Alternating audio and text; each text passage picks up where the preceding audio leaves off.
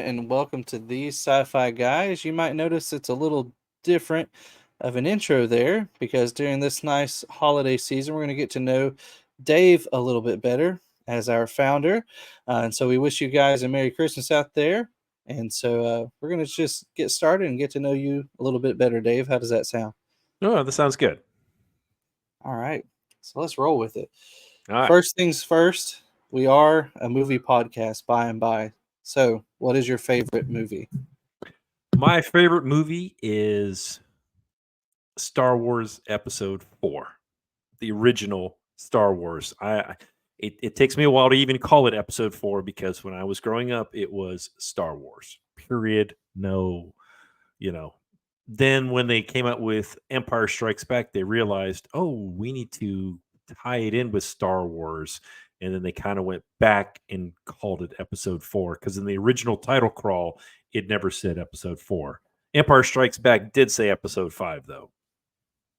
Oh yeah, of course. Classic choice as well. Well, throwing it back a little bit further, what about some cartoons from your childhood? What are some of your favorites from then? Well, I really have. I guess I'm going to go with two of them. First of all, Speed Racer. Absolutely loved. I still have all the DVDs in my collection that I play. And as a matter of fact, I just watched one the other day, and my grandson absolutely loves it. I mean, he's 2 years old, and if once he hears the Speed Racer theme, he's just like, having a ball with it. The second one is maybe a little bit lesser known. Was Johnny Quest. It was actually done in the '60s, but I just loved how he had his dog and then his best friend Haji, and they were kind of getting into trouble, a little bit of mischief, but most of the time it was, you know, they were saving their dad or helping their dad or race banning to be able to figure out and bring the bad guys to justice. It was definitely science fiction. I would love to be able to do some of those episodes on the show eventually. But yeah, it was really fun. I enjoyed it a lot. Absolutely. I remember seeing a few of those on Boomerang from my childhood. So, uh, speaking of TV series, though, a lot of TV series, movies in general, they kind of get to the wayside, or maybe you want to see a new one remade. What's something you would love to see rebooted in the new age? It was a '80s TV show, Airwolf. Absolutely loved it. Um, Although the more I go back and watch it, I can see all the miscues, the bad acting, especially. But I just think that they would be able to do a much better story now. They would be able to do a lot more, especially with CGI, the way they do things. Back then they were. You'll notice a lot of recycled shots over and over again, just because of the cost. To fly a helicopter. Like one shot would be the helicopter, the guns would be in and be turning in a corner, and then next thing you know, the guns are out, and then the guns are back in, and then they would just kind of keep going because they would just cut and paste different scenes back and forth together. So that's I think that would be it's definitely time for that to be rebooted for sure. We'll take it for sure. Well, in that same vein, what is a TV series that you're watching right now? Actually, a TV series I'm watching right now is not science fiction. Uh, it's Scrubs. So I started watching it like a couple years ago. My wife went into the hospital, and it was just something I watched just to kind of be brain dead while she was there because there wasn't a lot. It was during COVID, so I couldn't even go visit her, and so I was just something just to kind of entertain me, because it was funny and it was just kind of dumb at the same time, and then when she got home, I kind of forgot about it. And so I was flipping through the different streaming services, and I was like, oh, I never got to finish this. I only got through the first season. Let's go back to this. So that's where I'm at right now. Awesome. Well, let's take it a little more on the personal side, with a little bit more different than our normal media references. If you could only have one fast food restaurant for the rest of your life, what would it be? And now we have set a qualifier for this of it has to have a drive-through, so actual fast food. So, See, what if is you one wouldn't fast have food you done love? that, had to have the drive-through, I probably would have been like Firehouse Subs or a Subway or something, just because there's such a variety in those. Um, oh my goodness, go with God's chicken. I got to go with Chick-fil-A. Just ate there the other day, and I have never. I was telling my wife this when we were walking out of the parking lot. I was like, I have never had a bad meal from Chick-fil-A ever. Everything has always been top notch. It's always been good. I mean, there's been. Don't get me wrong. They've had some of those seasonal things, like they did a few months ago. They had that pimento cheese one, and I'm not a big fan of pimento cheese. So, but I tried it and it was fine, but it wasn't anything that I'm like, oh, that needs to come back. Like when they did the frosted lemonade several years ago, and now it's become a staple that it's there every year. So but yeah, Chick-fil-A, definitely. Got it. Well, what's another fun fact about you, Dave? Well, fun fact is, you probably can't tell by my radio voice, but I used to be a DJ on the radio. I was actually at two different stations. So they were both of them were Christian radio. One of them was in Newport Richey in Florida, Tampa Bay area, and the other one was in Charleston, South Carolina, when I was stationed there. Both of them were volunteer stations, but had a good time with that. But before both of those, actually, I was a DJ at a Christian dance club, of all things. We were all at the Baptist Campus Ministry at the time. I take it back. I was going to the Baptist Campus Ministries, which is BCM. It's changed names sometimes. Some people call it BSU. Uh, anyway, but this was like early 90s or whatever, and we called it Religion Road, because all the campus ministries were all down the same road. And the one that was a couple doors down was the Presbyterian / Methodist building, and they had a chapel every Friday night where they just had games, fun times. They had music, people could dance. They had disco ball and lighting and all that. Well, anyway, so I actually was hired there to be an assistant manager, basically help set up, tear down, do some sales and all that. And the DJ called in sick one night, and I just kind of got behind there and started turning the turntables and had a ball with it. And I ended up doing that until I went into the military. So I had a great time with it. There you go. Well, thinking back to the radio days, I know it sounded like a lot of the cities you were in would be good vacation spots. So, speaking of a vacation, what is your ideal vacation, Dave? Ideal vacation for me is cruising. I love taking cruises. Um, One, just because you get so many different types of food. Just you can tell I eat, so I enjoy food a lot. And there's tons of food, tons of desserts. But it's to me, it's just time to relax. Although my wife and I, it's funny, we've decided that whenever we go cruising, we need to go with other people, just because my wife wants to go, go, go, go, go. She wants to go karaoke. She wants to go trivia, then trivia, then trivia, then this and that, and bingo. And, and me, I'm like, just give me a good book and let me sit with my feet in the pool or something. I mean, I would just like to relax. But, of course, I go and go and go. But it's still, to me, it's an ideal vacation because you get the best of everything. You get good place to sleep. You get what noise you want, what quiet you want. You get to see shows and you get some fantastic food. For sure. Well, you've mentioned several bits of this throughout, but what about you, Dave? You married, kids? You talked a little bit where you've worked in the past. What you got going on there?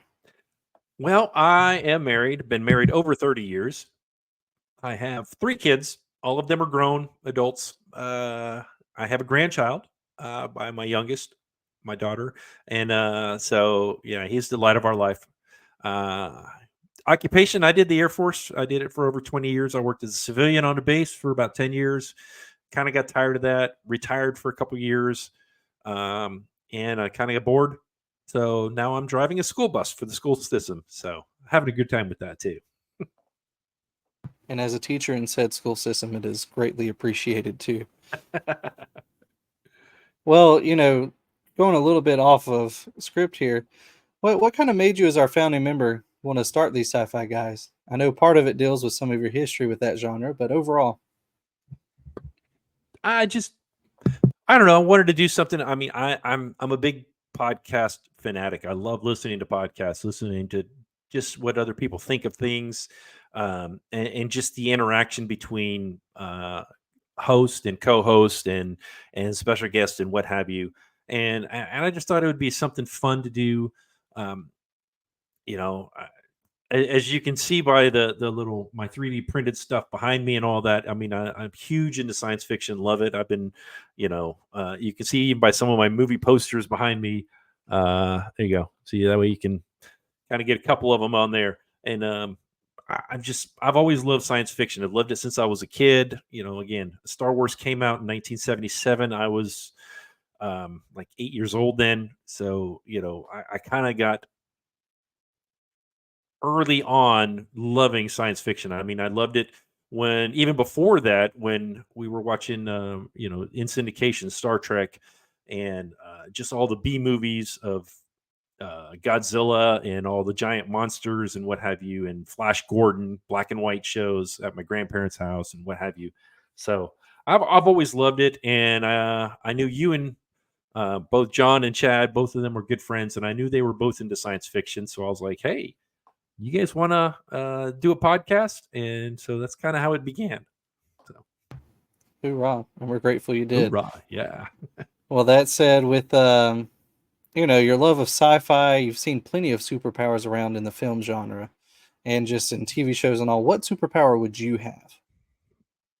Well, during the crossover, I actually told everyone I would do the timeout, the Zach Morris one from Saved by the Bell, where he could go timeout and then fix anything that was wrong with it. Whether it be Slater was getting ready to punch him and then he can move out of the way or what have you. And then the more I thought about it, and I started thinking of Rogue.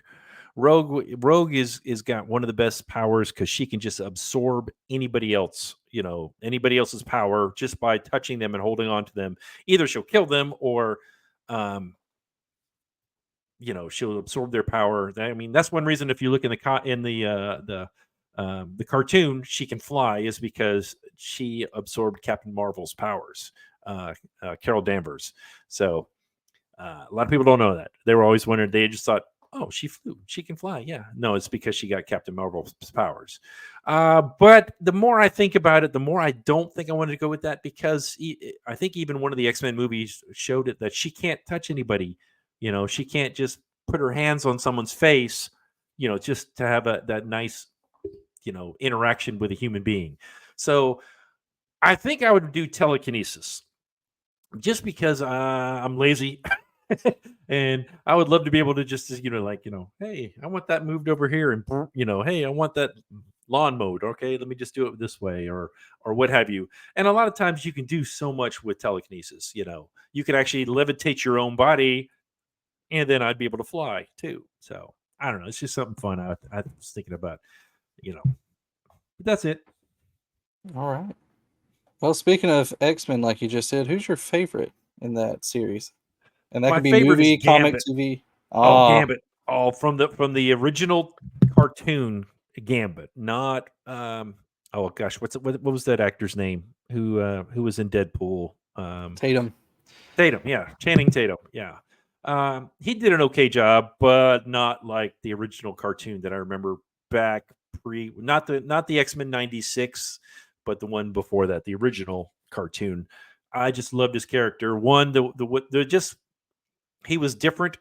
Um, he wasn't, a typical, okay, I'm Cyclops, I'm Wolverine, I've got one, he could do so much. And he just chose to use cards as his form of weapon. And plus, I'm always everything I like to do is I like to, I don't know, just you know, I love the accent. I love the just the flair he had.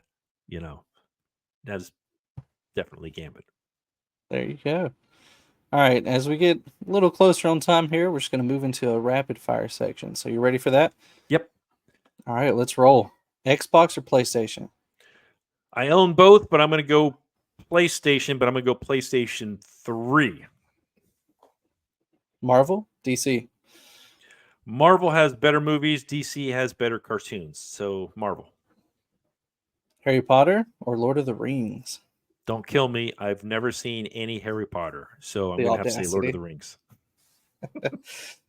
Beach or mountains? I love the mountains. I do. I just love sitting in a cabin and watching deer go by or whatever. So yeah, and I kind of grew up near the beach, so it kind of got boring. Mm. Cake or pie? Oh, cake all the day. It's got to be moist too. I agree with that. Mexican or Italian? Italian, love it because my wife doesn't like Italian. I mean Mexican at all. So I kind of at least I get Italian once in a while. There you go. Hamburgers or hot dogs? Hamburgers. I think you could do a lot more with hamburgers. Star Wars, Star Trek?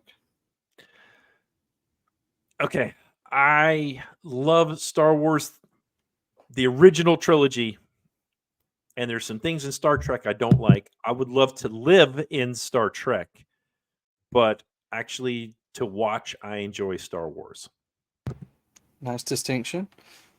Lightsaber or phaser? I want a phaser, and if you actually watch anytime I play video games or anything, I'm always one of those guys that like to stand back and shoot from far away rather than up close and personal. So, and a phaser you Huh? can go to stun too, so it's not like with a lightsaber you just chop their arm off, and with a phaser I can kind of just knock them out. Yeah. You only have one option with a lightsaber, and it's not Yeah. pretty. Well, that pretty well closes out most of our questions. There is one final one, and that is what movie, TV show, piece of media are you most looking forward to watching? I know it's been out for a few months. The Accolade. I know it's a Star Wars one. I know it's kind of in between, or it's supposed to be before the movies, before Episode One, even. So I kind of want to see how they go there. I don't think it's going to be back with the old Republic time, but I'm looking forward to seeing how they're going to weave that into the current canon. Awesome sauce. Well, thanks, Dave, for letting us get to know you a little bit more in this season.